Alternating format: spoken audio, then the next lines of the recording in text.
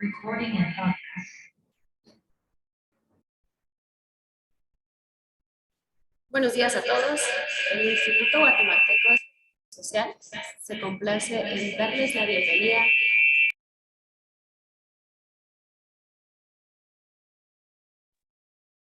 Buenos días a todos. El Instituto Guatemalteco de Seguridad Social se complace en darles la bienvenida a esta cuarta jornada de la Semana de Nutrición, Alimentación Saludable toda la vida. En este segundo año consecutivo en el que se han realizado diferentes conferencias a lo largo de la semana, hoy, justamente 11 de agosto, se conmemora el Día del Nutricionista y la sugerencia de prestaciones en salud a través de la sección de nutrición del Departamento Médico de Servicios Técnicos felicita a todas y todos los nutricionistas del instituto, además de los dietistas que también realizan una importante labor para el desarrollo y la recuperación de los pacientes. El instituto cuenta con nutricionistas en hospitales y periféricas, quienes brindan atención nutricional a pacientes hospitalizados y de consulta externa.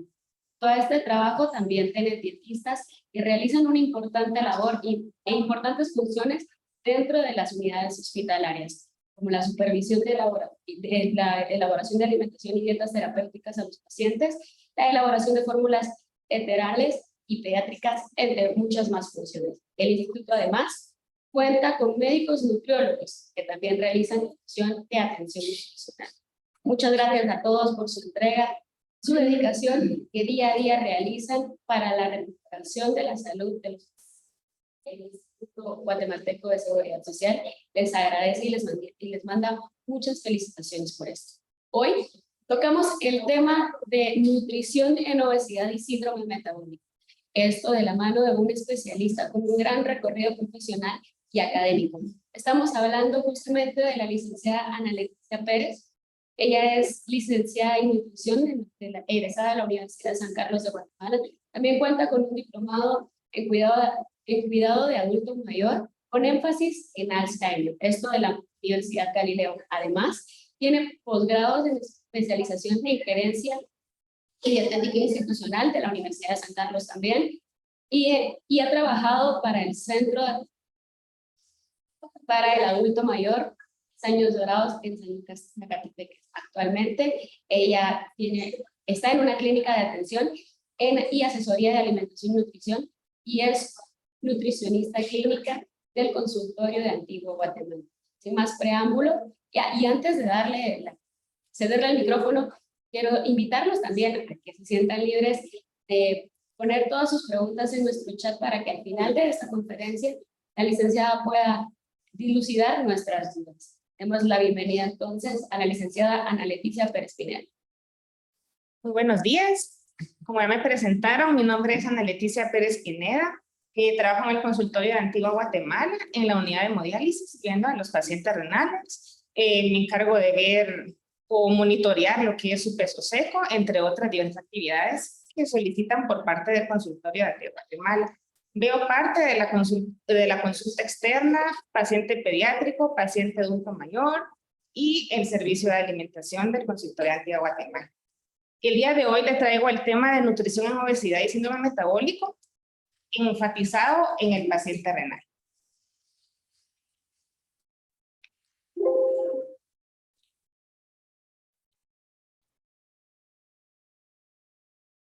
Bueno, empezamos con el tema de la obesidad. La obesidad es una acumulación anormal o excesiva de grasa.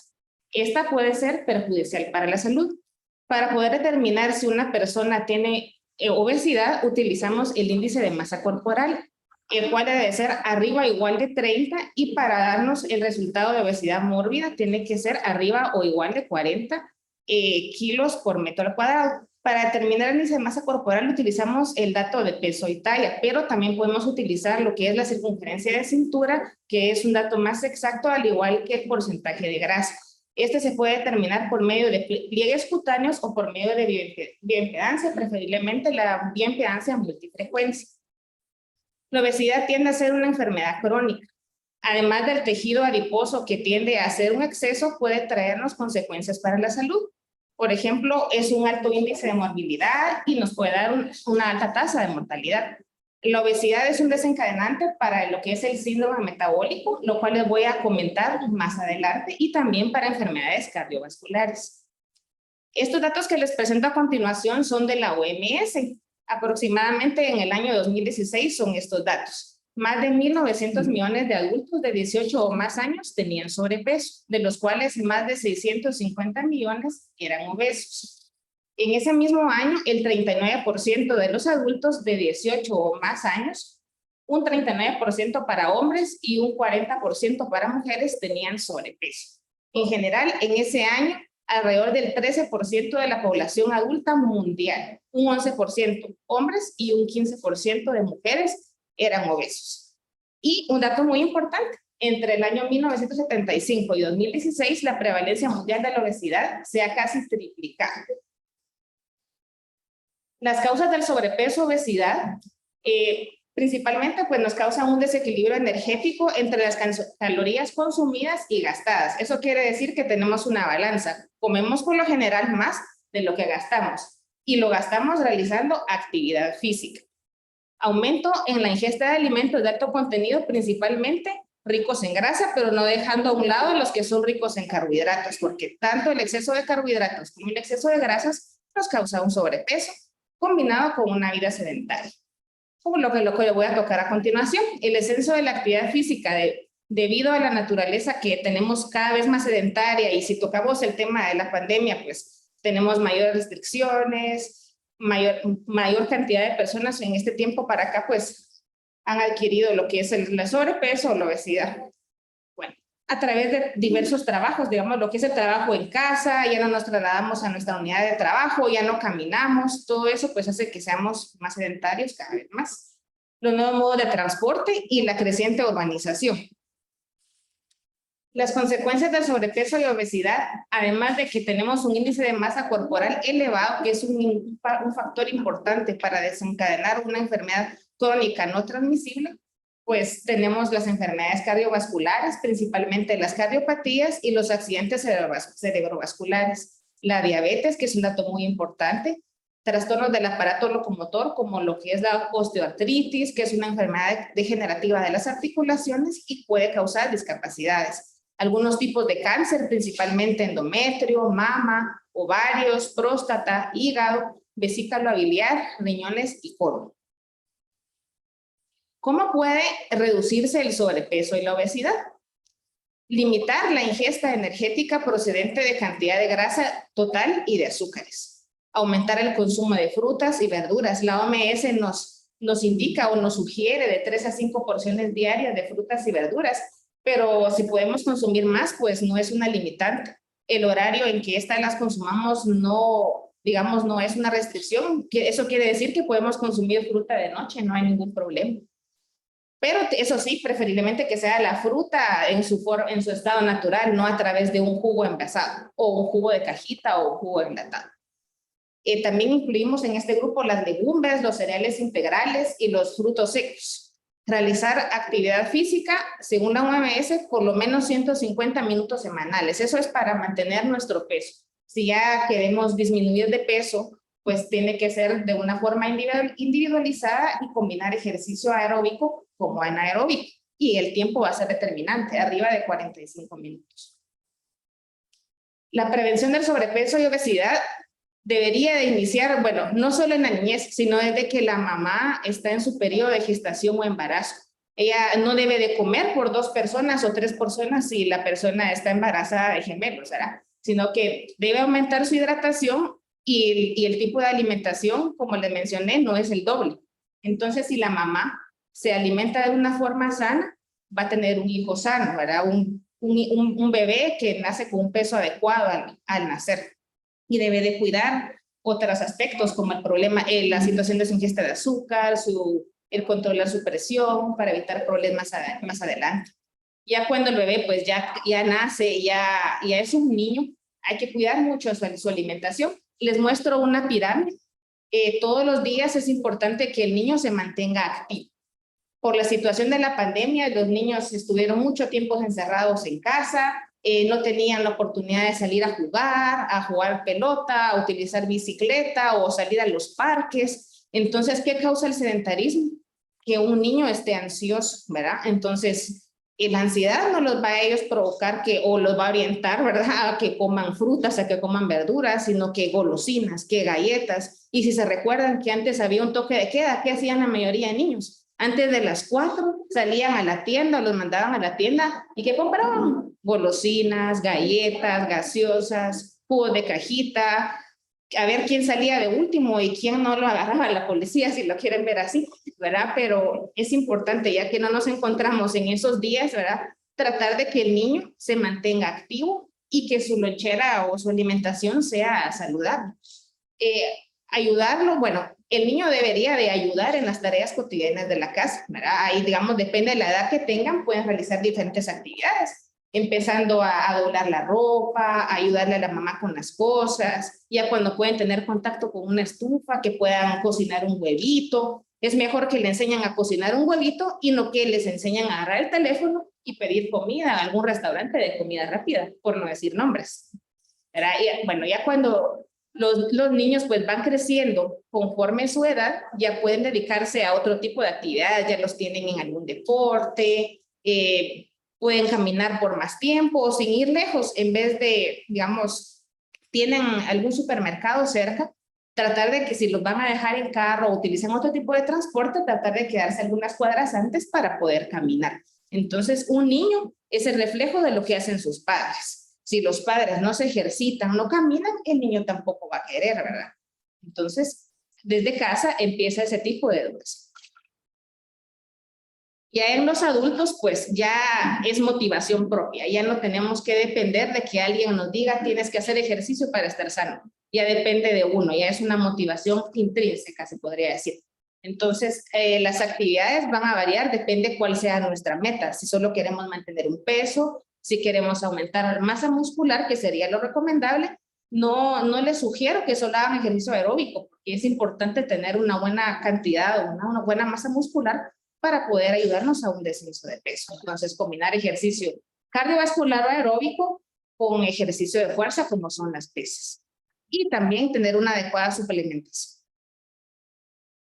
Les muestro algunos ejemplos de platillos saludables. El plato ideal, pues, nos divide de forma imaginaria, o si quieren tener un plato desechable o un plato con divisiones, lo pueden hacer.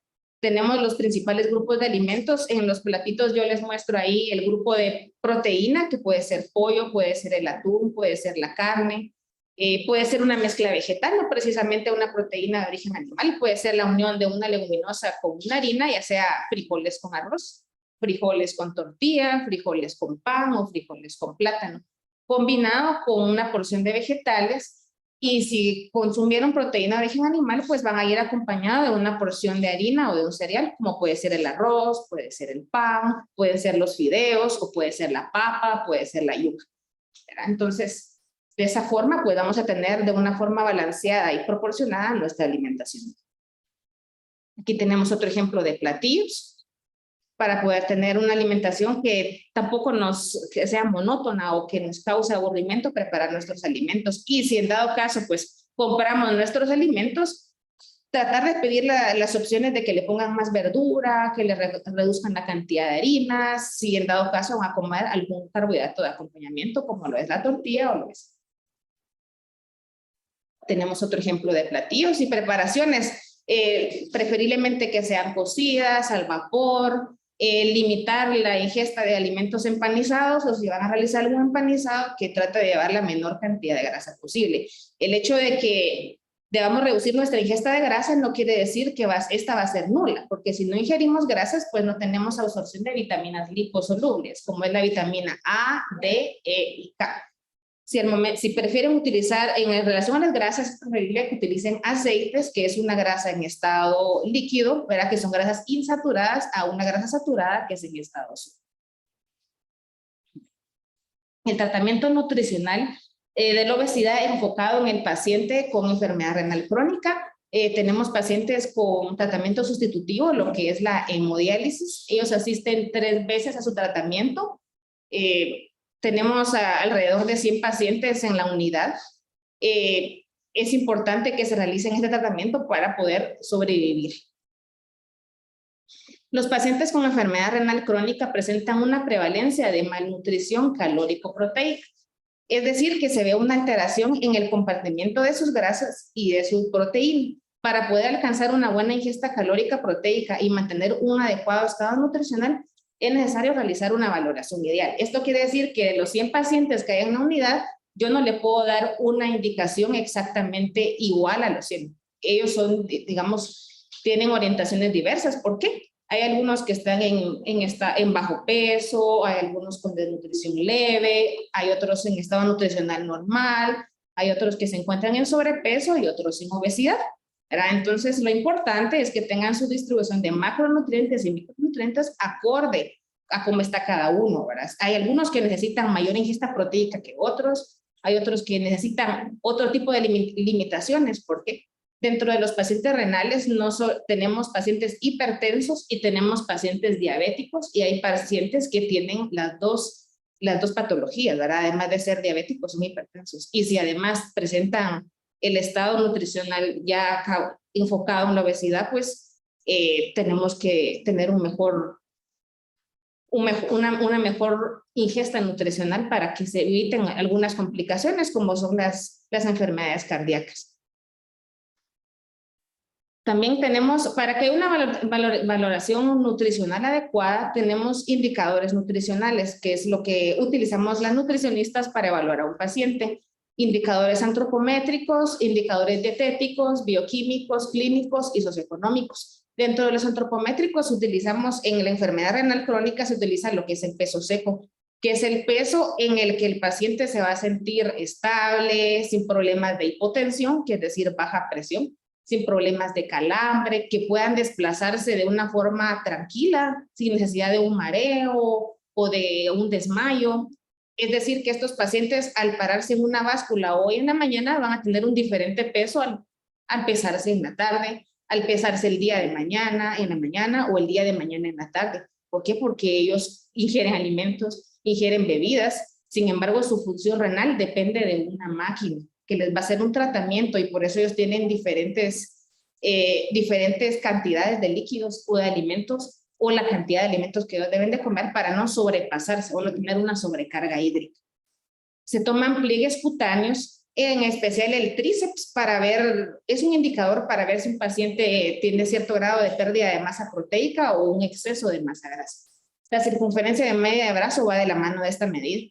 La circunferencia de cintura, esta es muy importante para determinar el grado de sobrepeso o obesidad que tiene un paciente. Arriba de 80-85 centímetros, pues ya es un riesgo para un síndrome metabólico en mujeres, y en hombres es mayor de 100 centímetros. También utilizamos la bioimpedancia multifrecuencia, que a continuación se les voy a presentar más adelante.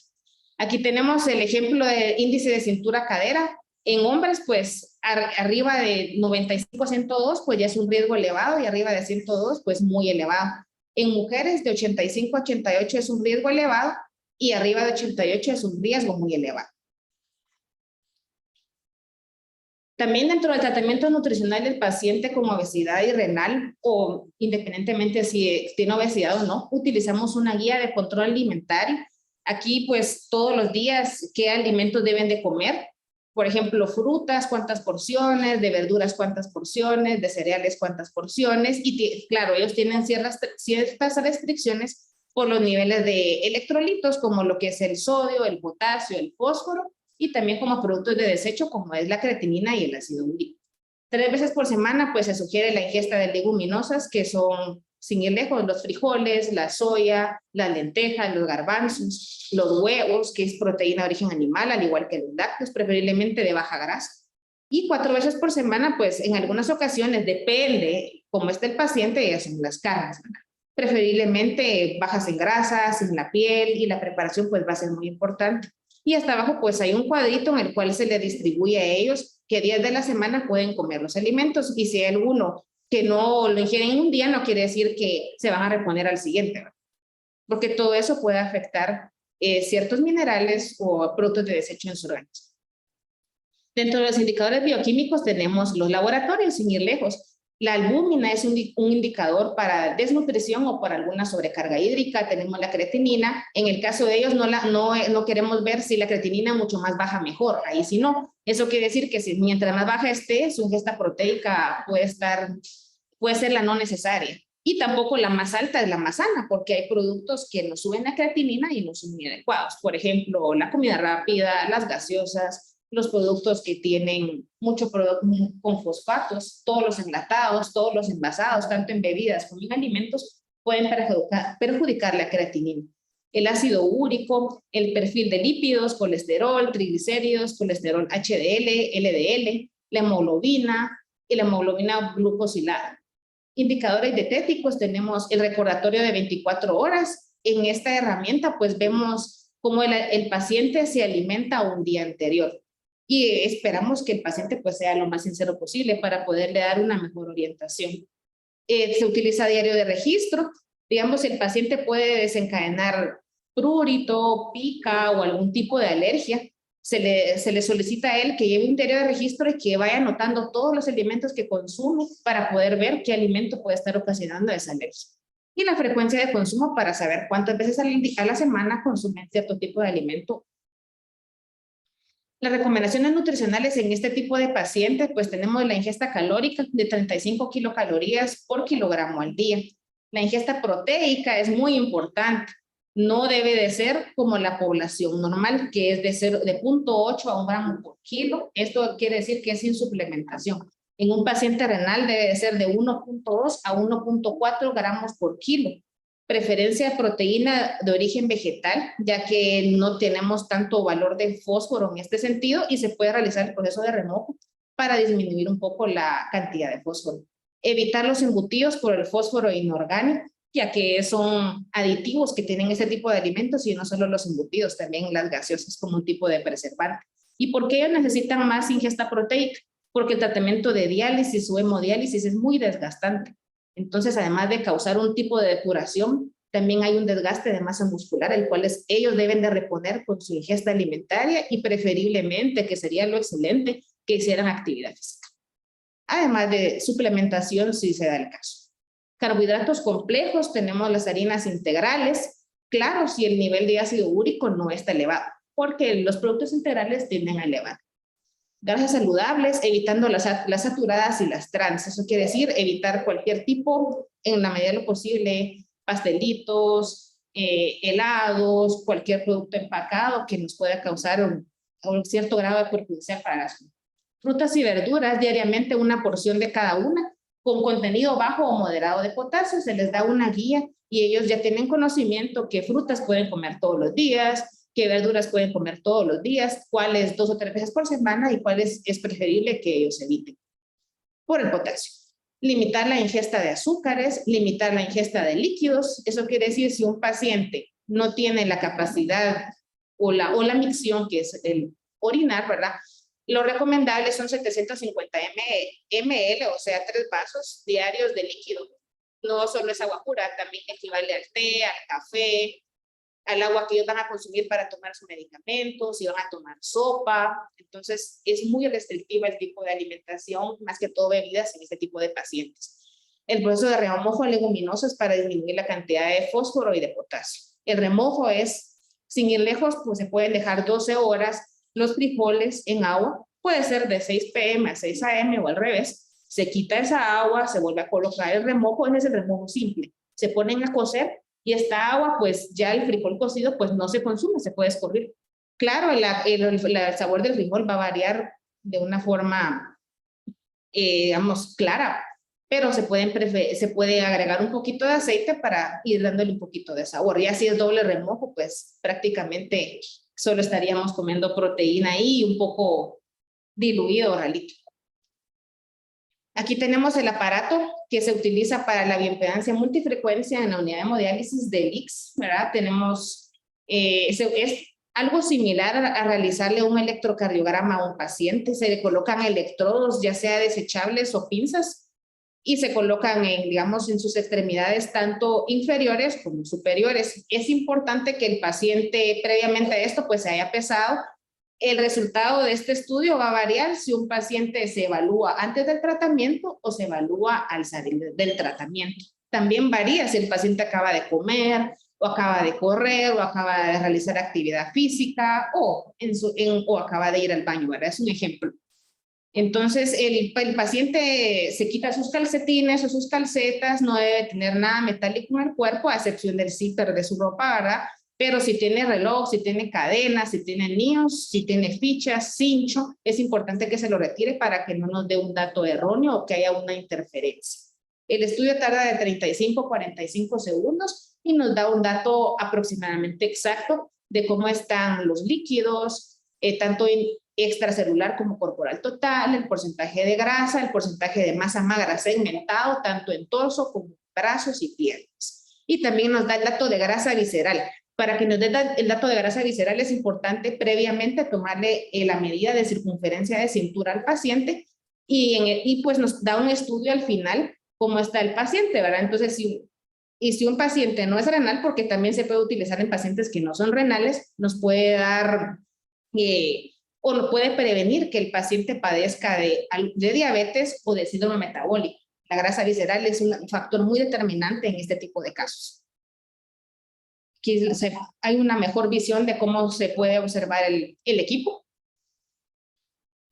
Ahí está un paciente recostado en la camilla, tiene sus pinzas tanto en su mano. Bueno, y ahí le coloqué electrodos, aunque lo correcto, ahí solo era para la imagen. Lo correcto es o colocar pinzas o colocar electrodos, porque si no, no nos va a dar un dato correcto. No nos va a marcar error, pero el dato no puede ser el ideal.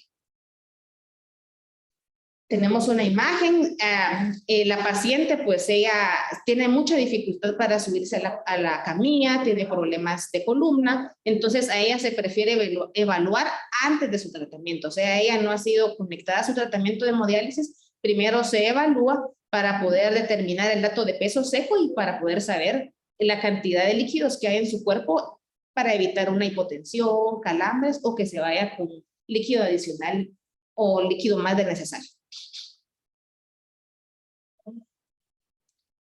A continuación les voy a presentar un caso clínico de una paciente con diagnóstico nutricional de obesidad.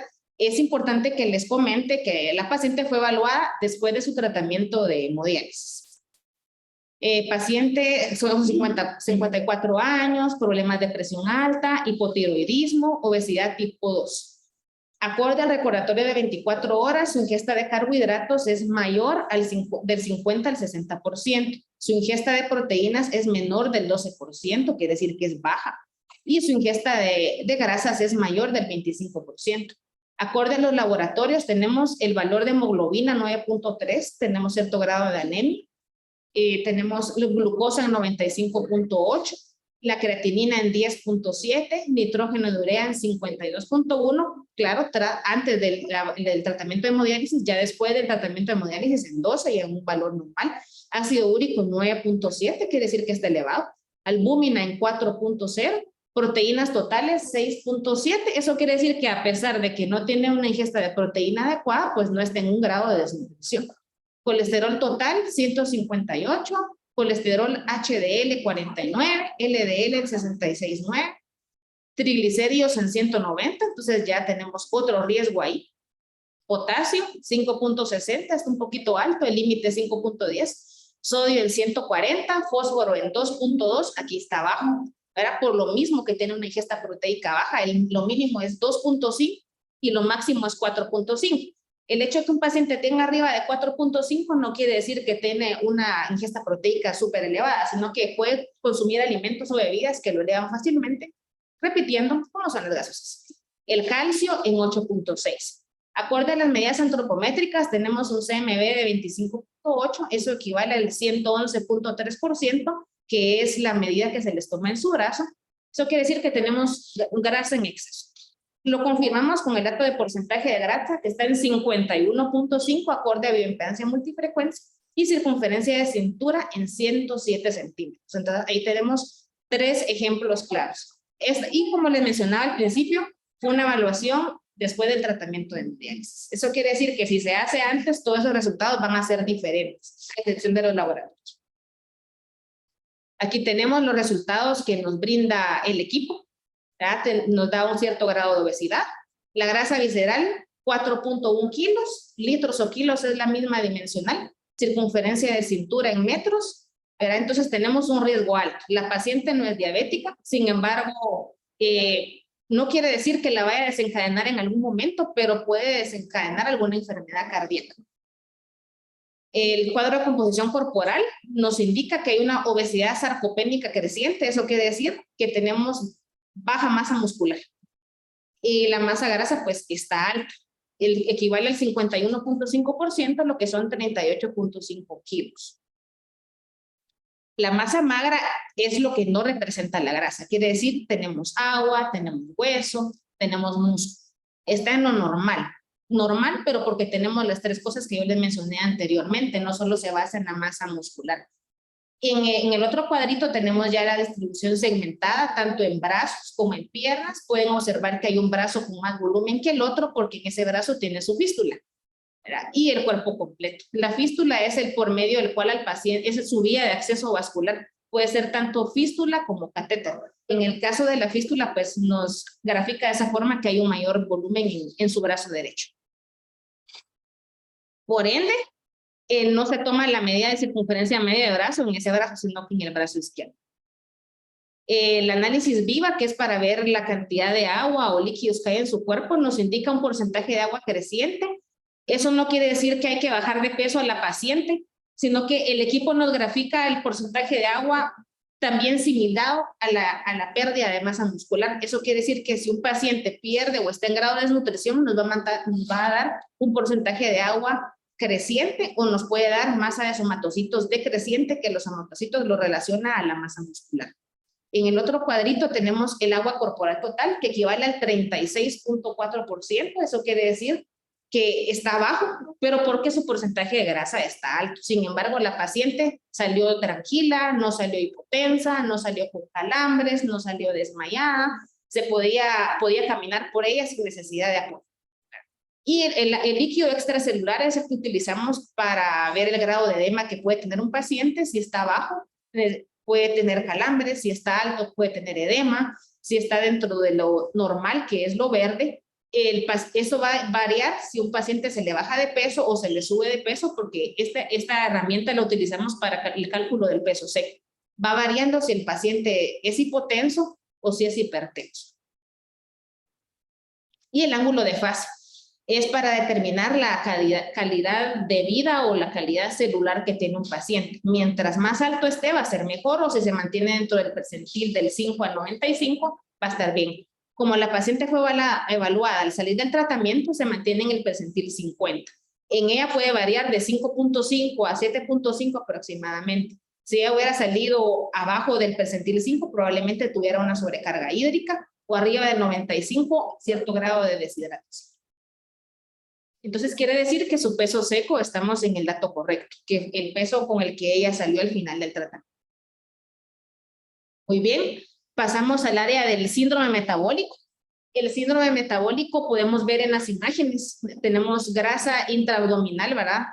La grasa visceral se acumula, como dice la palabra, en las vísceras, pero también la puede rodear. Eso quiere decir que puede haber grasa en el hígado, grasa en el estómago, además de que está rodeando esos órganos, está dentro de los órganos, alrededor del corazón, dentro del corazón, y todo eso no se acumula de un día para otro, es crónico, nos puede llevar años. Y antes de tener problemas muy severos, el cuerpo da señales, ¿verdad? ¿Qué señales? Se hinchan los pies, eso quiere decir que se acumulan líquidos. Por lo tanto, es importante que monitoreen su presión arterial, sus niveles de azúcar, su peso, su circunferencia de cintura. Yo los motivo que no lo hagan todos los días, pero con cierto grado de frecuencia, para evitar así una enfermedad crónica más adelante.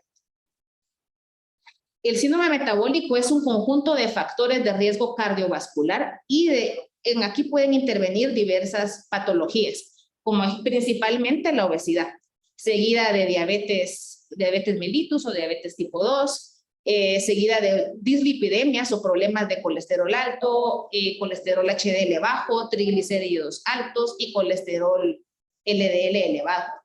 anormalidades en el metabolismo de la glucosa e hipertensión arterial, y todo esto se asocia a una resistencia a la insulina. La modificación de hábitos de vida es una intervención que de primera línea para prevenir y es un tratamiento de la resistencia a la insulina, problema de azúcar elevada, que es hiperglicemia, y lo que les había ya mencionado anteriormente. La ingesta elevada de azúcares simples o alimentos con alto índice glicémico o dieta con alta carga glicémica pueden causarnos la resistencia a la insulina. Como les mencioné, no es de un día a otro, lleva su tiempo. Esto puede ocasionar la diabetes tipo 2, problemas de triglicéridos y problemas de colesterol bajo, HDL, que es el colesterol de alta densidad, por una vida sedentaria, además de descompensación en su alimentación.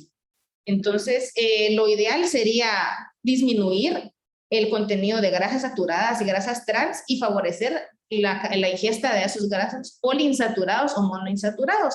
Eso quiere decir los aceites, por ejemplo, el aceite de oliva, que es un ácido graso o aceite monoinsaturado o un poliinsaturado, o el aceite de canola, el aceite de girasol, pero leer bien las etiquetas, ¿verdad? Porque algunos pueden ser, digamos, no estar en las proporciones adecuadas. La fibra dietética es importante, ingerirla a través de cereales integrales, a través de las frutas, de los granos, como lo es la avena, no solo el pan integral, y ver también qué tipo de pan estamos comiendo. Todo esto, pues, evita o disminuye el riesgo de una diabetes. También los patrones de alimentación podemos ir inculcando o incorporando lo que es la dieta mediterránea, ¿verdad? La dieta mediterránea, pues, disminuye la prevalencia o de que una persona pueda adquirir lo que es la diabetes y reduce el riesgo de muerte. Hay algunos estudios o algunas intervenciones que nos mencionan que para prevenir la diabetes tipo 2, pues se sugieren dietas bajas en grasa, es la reducción de grasa saturada y trans, la ingesta alta de fibra y alimentos con bajo índice glicémico, como son algunas frutas, ¿verdad? Como las fresas, las harinas que no sean blancas, las harinas blancas, su índice glicémico es más elevado, al igual que el azúcar en sí, ¿verdad? El azúcar blanca, el azúcar morena o la panela, tienen su índice glicémico más alto. Tenemos los criterios de diagnóstico para poder indicar que una persona tiene síndrome metabólico o no. Por ejemplo, son 3 criterios de la tablita que tenemos a continuación. Principalmente, pues, la obesidad visceral. Ya les había mencionado, la circunferencia de cintura tanto en hombre o mujer, arriba de 102 o arriba de 188 mujeres. Y aquí tenemos dos paradigmas, ¿verdad? El ATP3 o la International Diabetes Federation, ¿verdad? Yo me quedo con la segunda, ¿verdad? Que es para un mayor tipo de prevención, ya que las medidas son un poco menores. La glucemia plasmática, es decir, el azúcar en sangre, mayor o igual a 100 miligramos por decilitro. Eso quiere decir en ayunas, colesterol HDL, en hombres menor de 40 y en mujer menor de 50. Triglicéridos mayor o igual a 150. Si recuerdan el caso clínico que les mencioné anteriormente, la paciente tenía mayor a este dato de triglicéridos. Presión arterial mayor o igual a 130/85. Sin embargo, la paciente pues no tenía síndrome metabólico, ya que no tiene problemas de azúcar, no tiene problemas de HDL bajo, sin embargo sí tiene problemas de triglicéridos altos. Y ella es normotensa. Alteraciones de los carbohidratos en el síndrome metabólico. Entonces tenemos principalmente una diabetes mal controlada puede ocasionarnos un síndrome metabólico, sí. Pero una diabetes mal controlada contribuye a que a largo plazo se lleven a cabo complicaciones como fallos en diferentes órganos, problemas de ceguera, problemas de insuficiencia renal y problemas de neuropatía, quiere decir que afecta al nivel del sistema nervioso. Recomendaciones nutricionales para mejorar la sensibilidad a la insulina y prevenir o tratar alteraciones metabólicas. Es importante tener un peso adecuado a nuestra estatura, a nuestra edad. ¿Verdad? No compararnos con personas que miden lo mismo que nosotras porque no tienen un estilo de vida igual. Puede que sean sedentarias o que sean atletas, entonces su demanda energética y calórica pues va a ser un poco más elevada. La dieta bajas en carbohidratos, eso no quiere decir sin carbohidratos, es baja en carbohidratos o carbohidratos de buena calidad. También tenemos las dietas bajas en grasas saturadas, preferiblemente utilizar grasas en estado líquido, como los aceites, a utilizar grasas en estado sólido, y tampoco las en que están en estado líquido, pues todas son sanas. Las dietas ricas en ácidos monoinsaturados, como el aceite de oliva, es preferible que no se utilice como un medio de cocción, ya que pierden su valor nutricional. Entonces se puede consumir en crudo, es decir, agregarle a los alimentos que ya están servidos o como un tipo de aderezos. La fibra, la ingesta de fibra puede ser a través de la cáscara de las frutas en sí, al igual que de las verduras o de los granos integrales. Algunos micronutrientes, como el calcio, potasio, zinc, ¿verdad? Entonces, si tenemos buena ingesta de macros, probablemente tenemos una buena ingesta de micros. No es necesario la suplementación, a menos que nos hagamos chequeos de laboratorio y pues ahí nos indique el resultado que sea necesario. Y una alimentación completa, ¿verdad? Entonces, a continuación, te enseño imágenes de lo que son ejemplos de dieta mediterránea, ¿verdad? Entonces, tenemos la dieta mediterránea se basa en ingesta de proteína de origen animal, pero digamos preferiblemente lo que es el pescado, o mientras menos saturada sea, pues va a ser mejor. Tenemos la ingesta de frutas variadas, tenemos la ingesta de granos integrales, de grasas saturadas como el aguacate. Eso, no todas las grasas saturadas son malas, ¿verdad? En el aguacate pues tenemos también grasas monoinsaturadas, no solo saturadas. Tenemos también frutos secos. Estos tienen parte de proteína y parte de grasas, como son la manía, las semillas de marañón. Tenemos las semillas de linaza, la chía o el cham, que también nos da cierto tipo de nutrientes. Tenemos los vegetales o las hierbas. Ahí tenemos otro ejemplo. También se consumen harinas, no quiere decir que no pan, no arroz, no fideos. Eso tenemos que adaptarlo a la realidad que nosotros vivimos en nuestro país también. No vamos a pretender buscar solo pescado o solo consumir pescado. Podemos ingerir también lo que son mezclas vegetales, como son los frijolitos, ¿verdad? Ya combinados con una harina. Otro caso clínico les brindo en este momento. Este caso sí es de síndrome metabólico, lo vamos a ver a través de los laboratorios. Es una paciente femenina, 60 años, problema de hipertensión, diabetes tipo 2, dislipidemia, obesidad tipo 2. Acorde al recordatorio de 24 horas, ella se ingiere del 50 al 60% de carbohidratos, incluso en ocasiones más de lo que se debería en este caso. Proteína menos del 12%, grasas mayor del 25%. Laboratorios, la hemoglobina 11.7, pues para un paciente tenga cierto grado de anemia, en el caso de ser renales, pues la limitante es 11, ¿verdad? En el caso de ella, pues no corremos con ese peligro. La glucosa 360.7 en ayunas, eso quiere decir que puede ser una persona diabética descompensada. Creatinina 9.56, nitrógeno de urea 62 y después del tratamiento 14, ácido úrico 7.1, está en el límite, albúmina 3.9, proteínas totales 6.1, colesterol total 186, HDL 35, eso quiere decir que es menor de 40, tiene HDL bajo, entonces ya tenemos dos. Bueno, tenemos tres, tenemos obesidad, hiperglicemia o diabetes descompensada, HDL bajo, entonces ya tenemos tres. Y tenemos triglicéridos altos, 186.6, o sea que tenemos 4 criterios para poder dar un diagnóstico o un médico dio el diagnóstico de síndrome metabólico. Potasio 7.02, tiene el potasio elevado. Sodio 128, verá la bomba sodio-potasio, uno está más alto que el otro. Fósforo 4.6, calcio 8.5. Medidas antropométricas, 98.8%, está en un grado normal.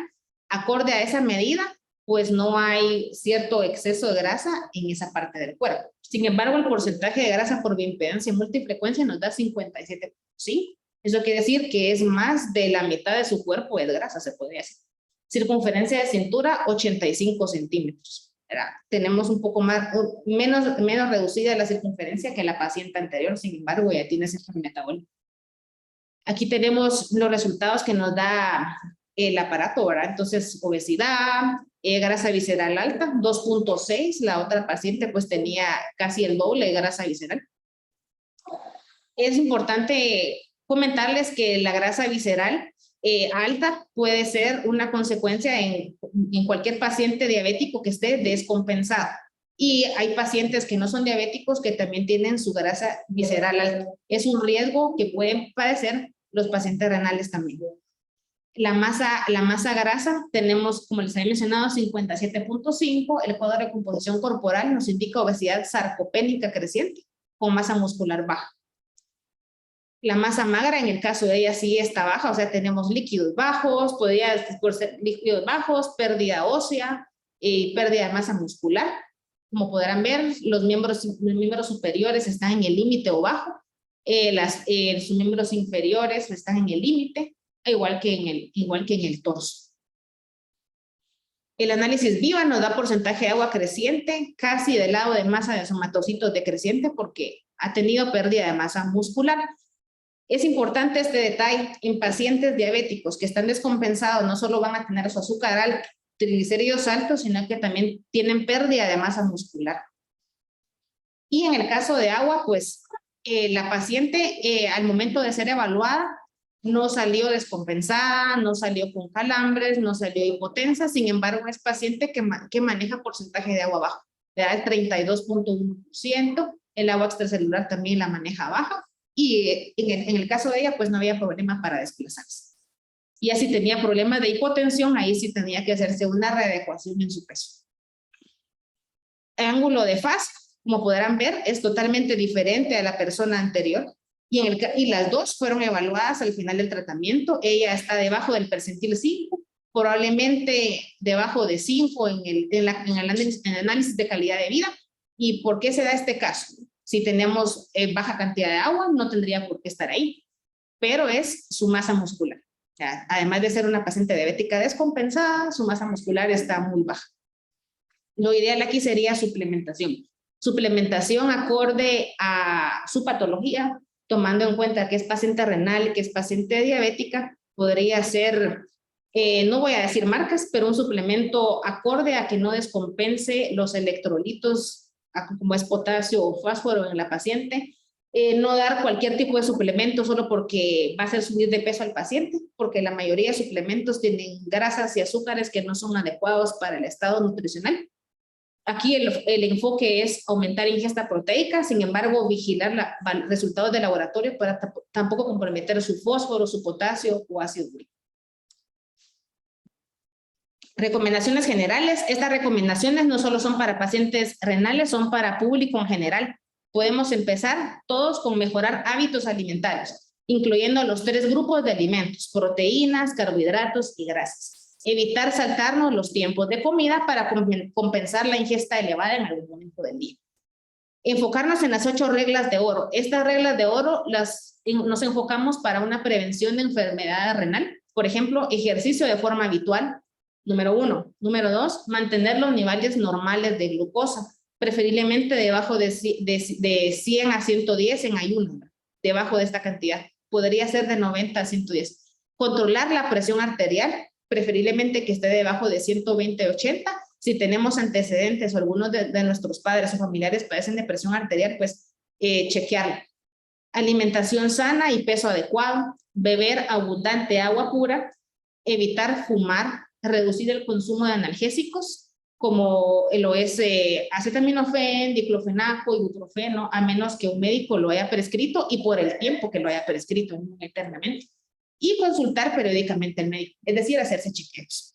Dormir, tener un sueño reparador, evitar los desvelos innecesarios, evitar las dietas de moda, ¿verdad? O si elige seguir las opciones como es la dieta mediterránea, la dieta cetogénica, el ayuno intermitente, etcétera, procura tener las indicaciones de un nutricionista especialista en esa área y recordar que son por un tiempo establecido, no son para siempre.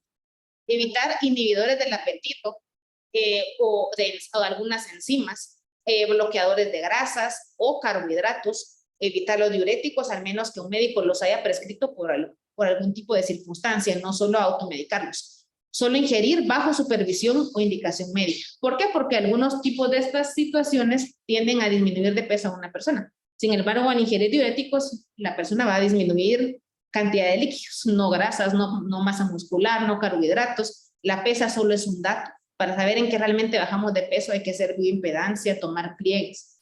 Opciones como la lipoescultura, la cirugía bariátrica deben ser indicadas o sugeridas por un médico especialista. Aceleradores del metabolismo, bueno, ingerir alimentos acorde a peso, talla y objetivos que tengamos. Es decir, individualizado. No va a ser lo mismo para mí que para mi vecino. Estimulantes con cafeína, ejercicio cardiovascular y de fuerza, como son las pesas, disminuir la ingesta de grasas saturadas y trans, evitar alimentos refinados como las golosinas, postres, bebidas azucaradas, ingesta proteica como suplemento para ganancia de masa muscular, lo cual debe ser individualizado y realizar laboratorios para ver si no ha provocado un problema renal, y la ingesta de fibra e hidratación adecuada. Muchas gracias por su atención.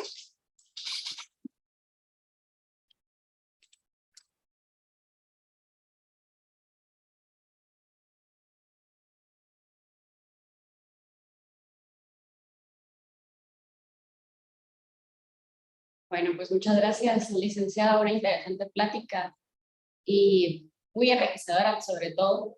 Tenemos algunas preguntas que vamos a leer. Dice Astrid Carolina, buen día, consulta, ¿por qué la ingesta de líquido es menor en estos pacientes? Creo que estábamos hablando con los pacientes que renales. Ajá, renales. Muy bien, en el caso de ellos, como había mencionado, sus terapias sustitutivas, es decir, la hemodiálisis, se realiza 3 veces por semana.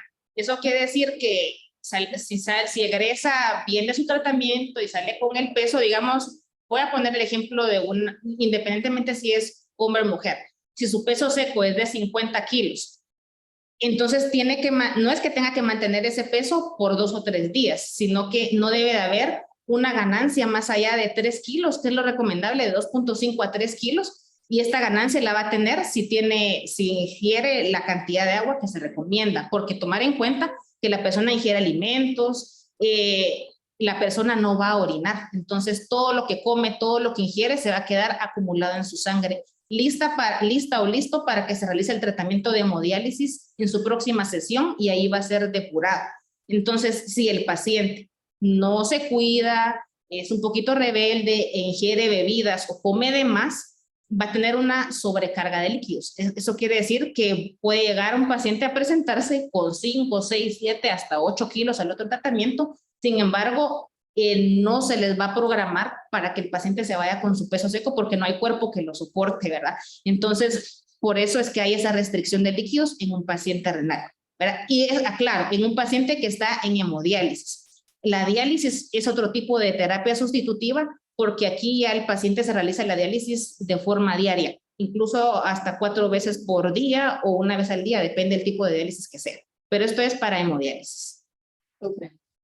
Jorge Alberto pregunta, ¿en qué riesgo o ventajas se encuentran los vegetarianos y veganos? Bueno, los riesgos, aquí el riesgo sería que tuviera un tipo de deficiencia nutricional si no se está suplementando de una forma adecuada. Si es un paciente vegano, bueno, debería de tener presente o estar orientado en que debería suplementarse con vitamina B2, para que aquí se pueda adquirir en lo que son las proteínas de masa muscular, las proteínas de origen animal o origen vegetal también, pero el riesgo en el caso de ellos solo es si tiene problemas, no sabe que es hipertenso, no sabe que es diabético, entonces por eso es importante que se chequee. No es que vaya a tener problemas de obesidad, ¿verdad? Sino, o puede que sea el caso, pero si no es obeso, puede ser hipertenso o diabético. Y recordar que un paciente renal puede llegar a ser una enfermedad renal crónico, ya sea por haber padecido hipertensión, haber padecido de diabetes o alguna enfermedad congénita. Eso quiere decir que puede tener problemas de ácido úrico o quistes en los riñones y años después desencadenar una insuficiencia renal, y no fue por su alimentación, sino porque fue algo congénito. Muchísimas gracias, licenciada. Por su parte, Diana Ruiz pregunta, ¿en qué pacientes con sobrepeso u obesidad está indicado realizar albumina y cortisona? Bueno, dependiendo, digamos, ahí debería de ser acorde a la sugerencia médica que tenga el paciente o la orientación nutricional que tenga el paciente, ya sea, depende. Muy bien. Fiorella O también un pequeño detalle, si el paciente, perdón, si el paciente tiene riesgo a una enfermedad cardiovascular, si tiene problemas de triglicéridos altos, problemas de colesterol bajo, ¿verdad? Pero siempre tiene que ser sugerido por un especialista médico. Perfecto, muchísimas gracias. Peor la pregunta, ¿usted recomienda la dieta cetogénica? Bueno, la dieta cetogénica, aquí nos basamos en nulo carbohidratos, ¿verdad? No, mire, prácticamente yo no la recomendaría, pero si una persona desea seguirla, debería orientarse con un especialista que la oriente en este aspecto y no llevarla por mucho tiempo. ¿Por qué? Como dice la palabra, es una dieta cetogénica, tiende a causar cuerpos cetónicos, eso se llegan a causar porque no hay una ingesta de carbohidratos, sino que, ¿y el cuerpo cómo sobrevive? Con fuente de glucosa, y la glucosa el cuerpo la va a producir a través de reservas de grasas y reservas de proteína, y por eso es que el paciente pues baja de peso rápidamente, pero puede descompensarse o tener otras deficiencias nutricionales. Importante entonces consultar a un especialista. Sí. Karin, Annalise pregunta, ¿existe un laboratorio de insulina pre y post? Si es afirmativo, ¿qué nos muestra este laboratorio y cuáles serían los niveles normales? Los niveles normales no los tengo ahorita presentes, pero sí hay laboratorios que hacen insulina pre, insulina post, hacen curvas de insulina. Esto es más que todo en pacientes que son diabéticos o que están compensados o que están descompensados. Digamos, en algunos pacientes renales que tenemos en la unidad, pues se vio la necesidad de realizar este tipo porque no se sabía si el paciente era diabético o no, porque él decía que no, nunca tuvo medicamentos, nunca le dijeron que era diabético, sin embargo presentaba glucosas arriba de 300 en ayunas y no, y por ese motivo fue que se realizó ese laboratorio. Y esos laboratorios pues se realizaron allá en el ICS. Siguiendo justo con este tema y en esta línea, Luz Marina pregunta si considera que estos pacientes pueden aplicar ayuno intermitente. Yo no lo recomendaría. O tendría que ver primero cómo están los laboratorios de estos pacientes. Por lo general, son pacientes un poco traviesos, les digo yo. Traviesos, que hay que jalarle las orejas y por lo general están descompensados en la mayoría de micronutrientes, como lo es el potasio, como lo es el fósforo. Entonces, estos pacientes no se enfocan en tener una pérdida de grasa, sino ellos se enfocan en querer comer, en estar bien, en sentirse animados. Ellos tienen suficiente con ser pacientes renales que no se enfocan, digamos, en cómo están sus grasas. Ellos les hacen sus laboratorios periódicamente, mensuales, algunos se los hacen un poco más seguidos si están descompensados, y ellos se enfocan en cómo está mi potasio, cómo está mi fósforo, ¿estoy bien ahí? Sigo comiendo lo que estoy comiendo. Pero sin embargo tienen otras descompensaciones. Colesterol alto, pero no precisamente porque coman comida rápida todos los días. Hay algunos que son, pues, como le digo, no el 50%, tal vez menos del 50% son diabéticos, y como la diabetes también nos descompensa las reservas de grasas. Entonces, algunos pueden ser pacientes cardíacos, entonces no es recomendable. Yo, por mi parte, pues no recomiendo el ayuno intermitente en pacientes renales. Siguiendo esta línea de los pacientes renales, Fiorella Yumpo pregunta, ¿qué debemos vigilar en un paciente que solo cuenta con un riñón? Bueno, ¿siendo terapia sustitutiva o siendo solo renales?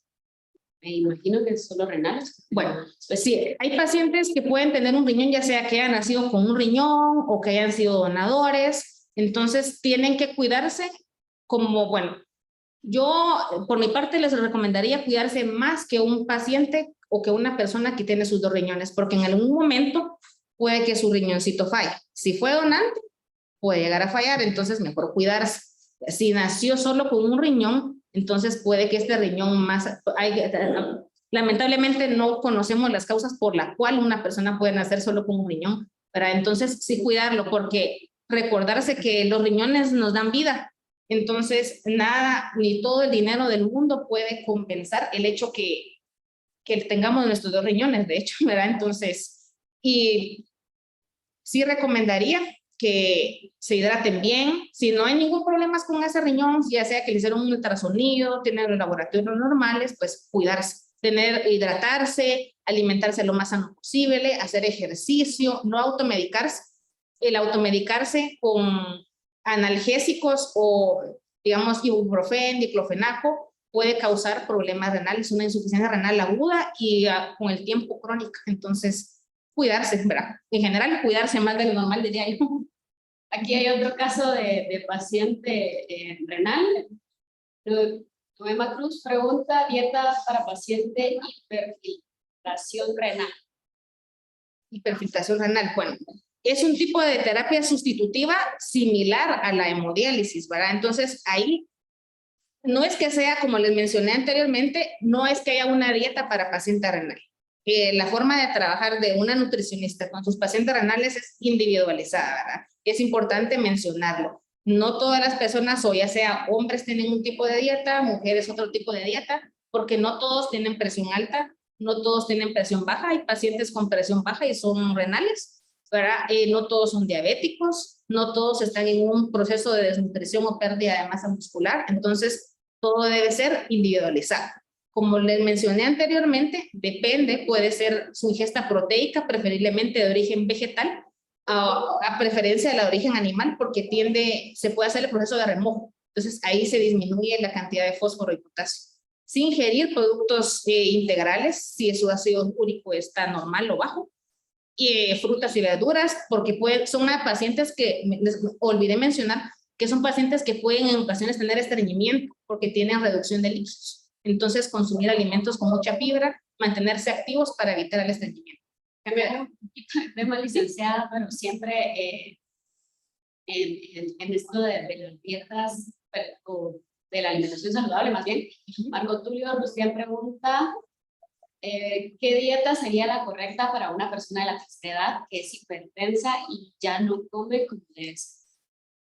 Bueno, en este caso a los pacientes que son adultos mayores, yo recomiendo regresar a como que si fueran niños. Entonces, ¿qué se le da a un niño? Depende de qué edad tenga. A los pacientes de adultos mayores hay que consentirlos, ¿verdad? Consentirlos, no darle precisamente lo que ellos quieran, ¿verdad? Sino que alimentarlos, pero consentirlos en su preparación. Y además de ser afectuosos, etcétera, etcétera. Alimentación blanda, me refiero a alimentación baja en grasa, eso no y que ellos realicen sus tiempos de comida, pero su cena debe de ser antes, ¿verdad? Por lo general hay personas que ahora cenan 5 o 6 de la tarde, siendo ya adultos mayores, porque si cenan más tarde, tienen problemas de reflujo gastroesofágico, les puede dar diarrea, se pueden estreñir, no duermen de los malestares. Entonces, como les decía, principalmente dieta baja en grasa, pero eso quiere decir dieta alta en fibra también. Son pacientes que no se hidratan como una persona de etapa que sea un adulto promedio, se hidratan menos, ¿verdad? Tienden a consumir bebidas más calientes que frías. Si es un paciente adulto mayor y si es diabético, vigilar sus niveles de azúcar. Si están en un valor normal, ¿por qué no agregarle un poquito de azúcar a su café o a su bebida? Eso no, un paciente que sea diabético no quiere decir que se le va a restringir todo, por eso tiene que ser individualizado. Y digamos, si es un paciente, no sé cómo sea la dentadura de este paciente, pueden tener dificultad para masticar, para deglutir, entonces se les puede dar papillas, se les puede dar sopas. Yo sugeriría sopas todos los días, pero de concentración espesa. Entonces, si un día se hizo caldo de pollo, caldo de res, caldo de gallina, entonces al otro día se puede echar ese caldo. Para si le agrega un poco de caldo, ya sea se puede espesar con papa, con arroz, con tortilla o con pan, se le agrega un poco ya sea de proteína, ya sea la carne del caldo, el pollo del caldo, se pone a licuar, ya que está licuado, ya se agrega en una ollita y se pone a cocer. ¿Verdad? Si le querían agregar un poquito de grasa o es necesaria con la del caldo, se le sirve en un tazón suficiente. Entonces el paciente se come tranquilamente su caldo o su crema, ¿verdad? Y ahí van todos los grupos alimentarios. Prácticamente tiene proteína, carbohidrato y grasa y no necesariamente tiene que masticar y sentir el dolor si es el caso, ¿verdad? Pero sí vigilar su hidratación, ¿verdad? Tienden a ser pacientes que se reseca mucho su pielecita. Si son diabéticos, vigilar sus pies, ¿verdad? Para evitar que padezcan de pie diabético más adelante. Vigilar sus uñas, que alguien se las corte, no dejar que ellos se las corten para evitar cualquier tipo de heridas. Me preguntan acá, Gabriela Rodríguez, ¿qué recomendaciones daría para llevar una dieta antiinflamatoria, altos niveles de proteína C reactiva? Bueno, cuando una persona está en un estado inflamatorio, hay que vigilar, probablemente, además de la proteína C reactiva, puede que tenga, no es 100% garantizado, pero puede que tenga problemas de colesterol alto, problemas de triglicéridos altos, puede ser una persona que ingiera inmunosupresores. Entonces, sí debe de consumir, bueno, no sé si es renal, no sé si es diabética, tendría que tener yo más información para darle un tipo de asesoramiento especializado, pero si digamos es una persona con problemas de inflamación, pero si es renal, habría que ver en qué etapa de la enfermedad renal está. Si no ha llegado a una etapa sustitutiva, que ya es una etapa 5, todas las proteínas son restringidas a un valor de entre 0.6 a 0.8 gramos por kilo. Entonces, su ingesta proteica debe ser baja. ¿Por qué? Porque depura mucho creatinina, proteína en orina. Entonces, hay varios aspectos que el especialista con el que usted se asesora debería de tener presente para poder dictaminar una orientación mayor. Sé que no es renal, niveles de colesterol y triglicéridos normales. Ah, bueno. Muy bien, entonces si no es renal, bueno, entonces me imagino que la creatinina y nitrógeno de urea está en un valor normal. Entonces podría ingerir, yo prefiero proteína de origen vegetal, ¿verdad? Porque la proteína de origen animal, perdón, tiende a producir un poco más de toxinas, elevar ácido úrico, entonces esto puede comprometer el estado de inflamación en que la persona está. Si consume proteína de origen animal, preferiblemente pollo, pescado, la preparación es importante, que sea cocido al vapor, evitar las frituras, carne de res, preferiblemente no consumirla o cada 15 días, digamos si es carne de cerdo, al menos que no le produzca alergia y la más magra posible, por ejemplo la posta, ¿verdad? No chuleta, no embutidos, ¿verdad? Por la situación de la industria alimentaria, pues nos venden la idea de productos a base de pollo o a base de pavo que están en los embutidos. Sin embargo, los embutidos tienen aditivos, los aditivos tienen sales y tienen minerales que pueden causar daño a nuestro organismo. Entonces, mejor vámonos a lo que son las carnes en sí, no a los embutidos. Se pueden consumir, si es de origen vegetal, que es lo que yo prefiero, las mezclas vegetales, ¿verdad? Tenemos las leguminosas como los frijoles, la soya, lentejas, garbanzos, lo unimos a una harina como tortilla, arroz, pan, y tenemos una mezcla vegetal. No dejando atrás la incaparina, olvidé mencionar la incaparina pues es maíz y soya, es una excelente mezcla vegetal que se puede consumir en cualquier tipo de pacientes, ¿verdad? Y otro pequeño dato, el Protemas. Es soya texturizada, es proteína vegetal, se puede utilizar o puede ingerir tranquilamente una persona con este tipo de padecimientos como usted mencionó. La fibra es muy importante, ¿verdad? Puede que esté estreñida o no esté estreñida. La fibra, la hidratación y la actividad física. Si no hay actividad física, es muy probable que pueda padecer estreñimiento, aunque esté lo mejor alimentada posible. Perfecto, muchísimas gracias, licenciada. Hay una última pregunta de Marco René Ponciano. Pregunta, dice, buen día, saludos, he escuchado que los pacientes hablan sobre moringa. He buscado información que les ayude al diagnóstico de diabetes mellitus. Saludos y feliz día en su día. Bueno, la moringa está considerada como un superalimento, ¿verdad? El hecho de que yo consuma moringa, ustedes consuman moringa, no quiere decir que va a disminuir sus niveles de grasa en el organismo. Puede aportar algunos valores energéticos o es como que usted consumiera aloe vera o sábila mezclada con fruta, pero eso no quiere decir que como usted consumió eso, puede comerse libremente en su menú de comida rápida de cualquier restaurante porque ya compensó la moringa que se comió. Bueno, hay pacientes que mencionan, bueno, eso ya no está basado en el ámbito científico, de que consumir superalimentos va a disminuir los niveles de glicemia sérica. Esto va a ser posible a través de la alimentación y de la actividad física. ¿Pero por qué la moringa disminuiría los niveles de glucosa sérica? Simplemente por el hecho de que si se toma un vaso de moringa licuada, el paciente va a disminuir su apetito al momento de ingerir su tiempo de comida y por ese mismo motivo van a disminuir la cantidad de glucosa, ¿verdad? Entonces, como si lo quieren ver, el paciente quedó más satisfecho, ya no tuvo necesidad de comerse 2, 3 quetzales de tortillas, una tira de francés con sus demás alimentos porque el licuado de moringa lo satisfizo, ¿verdad? Por ese motivo es que puede disminuir los niveles. Pueden acompañarlo con los alimentos, ¿por qué no? Pero sustituir el tiempo de comida es lo erróneo. ¿verdad? Porque si es un paciente diabético puede causar una descompensación. ¿Por qué? Porque no se tomó el medicamento, no se colocó la insulina, porque como no comió, no le dio necesidad. Perfecto, importante tener esta información que cura, dicen por ahí. Vamos a los mensajes de felicitación. Miriam Mendoza dice, excelente exposición, licenciada, muchas felicidades en su día y a todos los nutricionistas. Y por último dice, muy interesante, nuevamente, muchas felicidades. Licenciada, ¿tendrá algún... perdón, tengo un mensaje más acá. Dice, los licuados verdes que suelen tomar para desintoxicar el cuerpo. ¿Qué opinión tiene usted sobre esto?